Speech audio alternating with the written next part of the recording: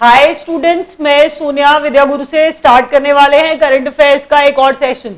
आज का सेशन सारे सेशन से हर बार बोलती हूँ इंपॉर्टेंट है, आज भी सेशन बहुत इंपॉर्टेंट है क्योंकि आज जो है आप देखेंगे बहुत सारे प्राइम मिनिस्टर प्रेसिडेंट इसके अंदर आपको दिखने वाले हैं।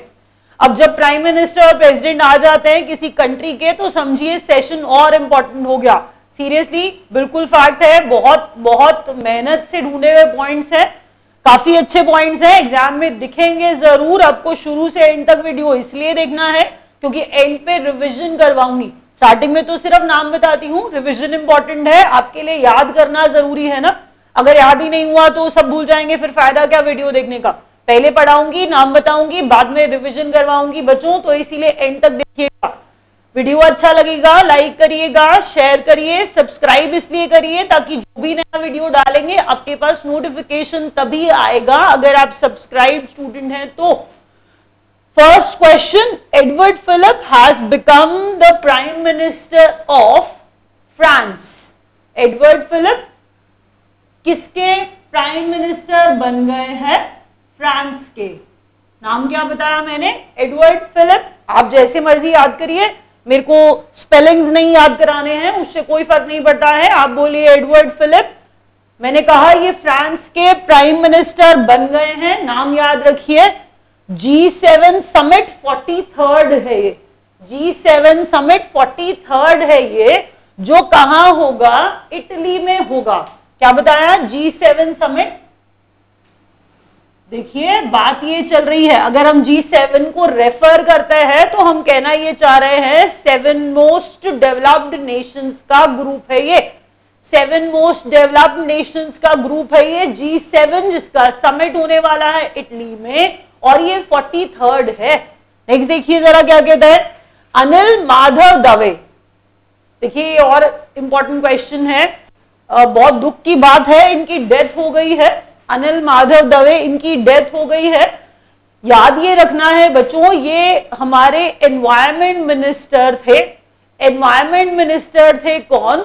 नाम बताया मैंने, अनिल माधव दवे। इनकी डेथ हो गई है, ये हमारे एनवायरमेंट मिनिस्टर थे, याद रखिएगा। पूछा जाता है क्वेश्चन कि ये कौन थे जो अभी रिसेंटली पास्ड अवे, जिनकी डेथ हुई है अभी रिसेंटली। तो अनिल माधव दवे हमारे एनवायरमेंट मिनिस्टर थे, याद रखिएगा। नेक्स्ट क्वेश्चन कहता है, Moon Jae in has become president of south Korea. South Korea के नए प्रेसिडेंट बने हैं मून जे इन। तो Moon Jae in president of south Korea. Next पढ़िए, बैंक्स जिनको put under prompt corrective action. Banks put under prompt corrective action. अब prompt corrective action क्या मतलब? आरबीआई जो है दो बैंक्स है जो, आप ये समझिए, बैड डेट, बैड लोन जिसे हम कहें, या जिन पे बहुत ज्यादा एनपीए जिनके पास है, नॉन परफॉर्मिंग एसेट्स जिनके पास है, हम उनकी बात कर रहे हैं। उन बैंक्स को अलार्म किया जा रहा है, प्रॉम्प्ट करेक्टिव एक्शन आरबीआई कह रहा है किन दो बैंक्स के अगेंस्ट? बात कर रहे हैं हम आईडीबीआई की और यूको बैंक की। अब इन पे कुछ रेस्ट्रिक्शंस लगाई गई हैं, सीधी बात है, बैड डेट ज्यादा है, अगर बैड लोन ज्यादा है, नॉन परफॉर्मिंग एसेट ज्यादा है किसी बैंक पे, तो उस पे कुछ रेस्ट्रिक्शंस लगाई ही जाएंगी। मैंने कहा banks put under prompt corrective action. अब ये दोनों आते हैं उसके अंदर, आईडीबीआई एंड यूको बैंक। अब ये देखिए कि ऐसा भी कहा जा रहा है कि आईडीबीआई और यूको बैंक, जिसे आईडीबीआई है, ये भी बोला जा रहा है कि आप और ब्रांचेस मत खोलिए, मतलब अभी फर्दर एक्सपेंशन भी नहीं होगा इनका, ये भी याद रखिएगा, क्योंकि इनको क्या कहा गया है, किस चीज के अंडर ला दिया गया? Under prompt corrective action.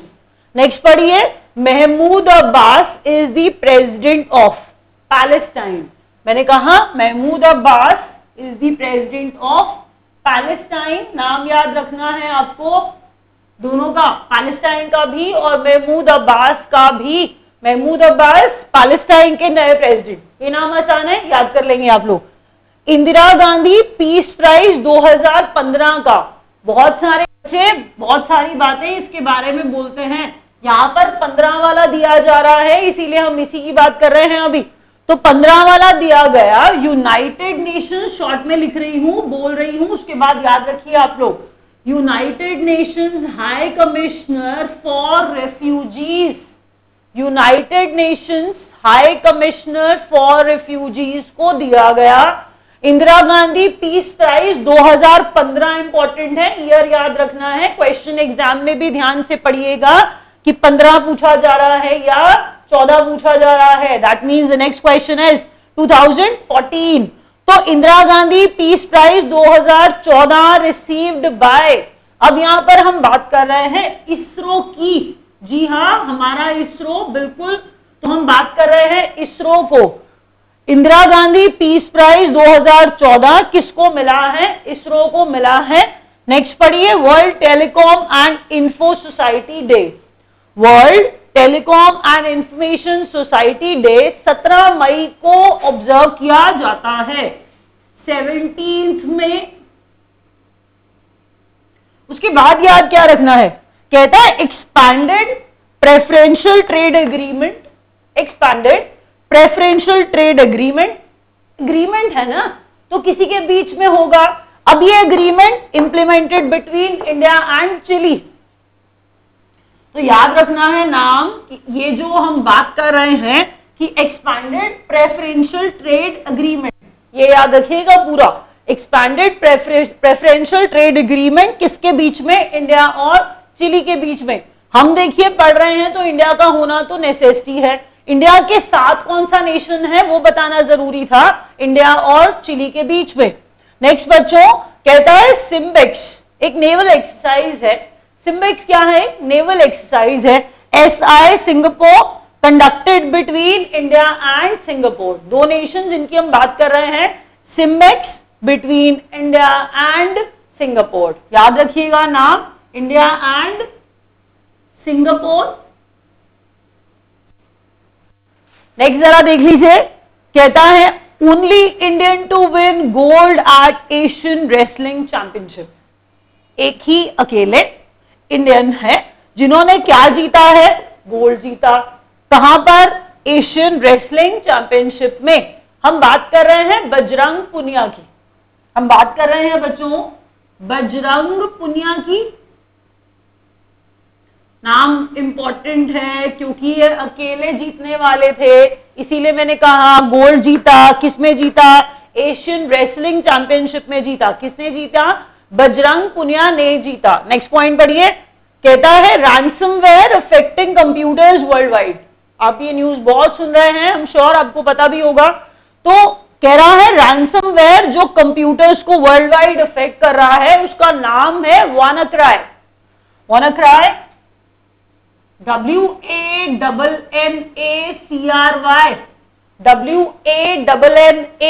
WANNACRY। तो WannaCry is the name of the software। ये रैंसमवेयर है, कंप्यूटर्स को अफेक्ट कर रहा है, तो हम कह रहे हैं WannaCry उसका नाम है रैंसमवेयर का। तो the quest for world without hunger, quotation में बुक्स का नाम लिखा जाता है। मैं जब लिखती हूं तो कोटेशन में बुक्स का नाम लिखती हूं। तो the quest for a world without hunger, इसके राइटर MS स्वामीनाथन। और जो MS स्वामीनाथन जिनकी हम बात कर रहे हैं वो है MS स्वामीनाथन। वो कौन है बच्चों? वो है father of green revolution.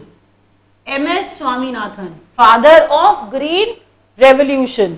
MS Swaminathan, father of green revolution. World's highest wicket taker in women's ODI। हम बात कर रहे हैं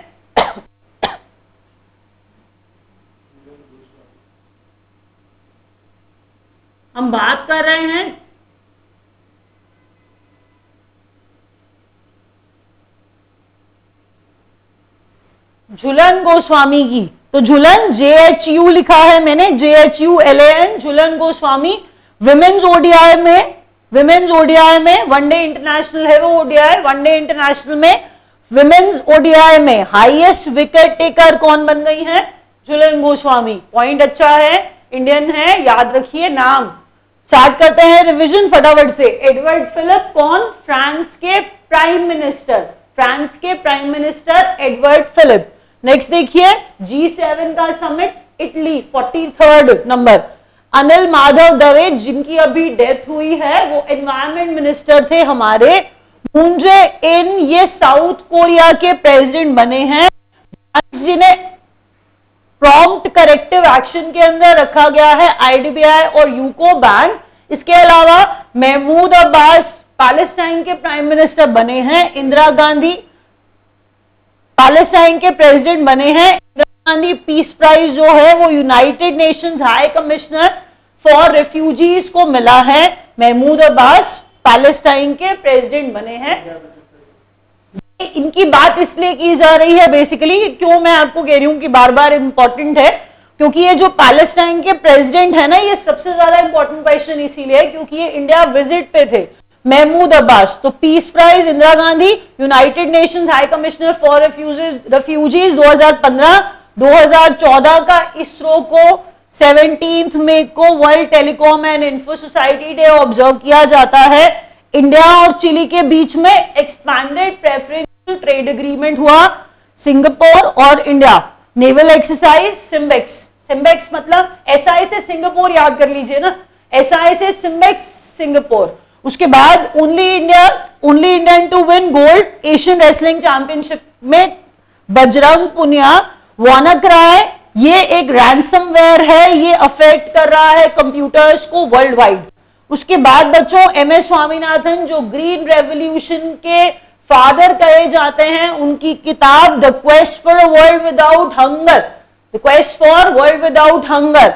और झूलन गोस्वामी जो विमेन्स ओडीआई में सबसे ज्यादा विकेट लेने के लिए मतलब हाईएस्ट विकेट टेकर बन गई हैं। रैप अप कर रहे हैं। Thank you.